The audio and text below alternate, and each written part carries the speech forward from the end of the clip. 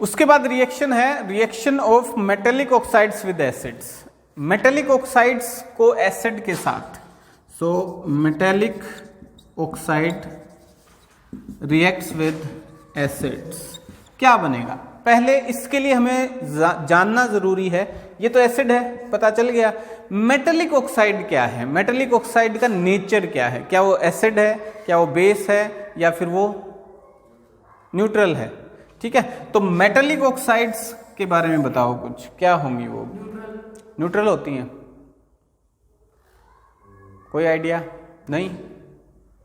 देखो एक एक्सपेरिमेंट किया था हमने, मैग्नीशियम को बर्न किया हमने एयर में, मैग्नीशियम ऑक्साइड बन गया था, राख सी बनी थी ना। वो मैग्नीशियम ऑक्साइड का नेचर टेस्ट किया था हमने कि वो एसिडिक है या बेसिक, याद है तुम्हें? हाँ, तो क्या याद आया उसमें बताओ? बेसिक नेचर होता है। मैग्नीशियम ऑक्साइड को हमने टेस्ट किया था और इसने रेड लिटमस पेपर को ब्लू में कन्वर्ट कर दिया था। ठीक है, सारी metallic oxides, all the metallic oxides are basic in nature. उनका नेचर क्या होता है? बेसिक होता है, यानी बेस के साथ। एक्चुअली हम इसमें फिर क्या कर रहे हैं? एक बेस के साथ रिएक्ट कर रहे हैं। किसके साथ रिएक्ट कर रहे हैं? बेस के साथ रिएक्ट कर रहे हैं। और बेस के साथ जब एसिड को रिएक्ट करते हैं तो क्या होगा? बेस और acid, salt plus water, neutralization reaction ही है ये एक्चुअल में। तो क्या मिलेगा हमें? Salt plus water. और रिएक्शन भी शो कर देते हैं, बेस अपना यही है, मान लो MgO बेसिक ऑक्साइड हो गया, एसिड HCl ले लो, क्या मिल जाएगा? MgCl2 plus H2O। ये इसका एग्जाम्पल हो गया, सिंपल सी बात। ठीक है, तो अगर आपको मेटेलिक ऑक्साइड का नेचर पता है तो एसिड के साथ वो कैसे रिएक्ट करेगी ये आप आसानी से बता सकते हैं। अब पता दिक्कत क्या होती है? ये पता नहीं होता ये क्या है, ये पता नहीं होता क्या है। तो स्टेप वाइज आप सीखते चलो, तब आपको समझ में आएंगी ये चीज़ें।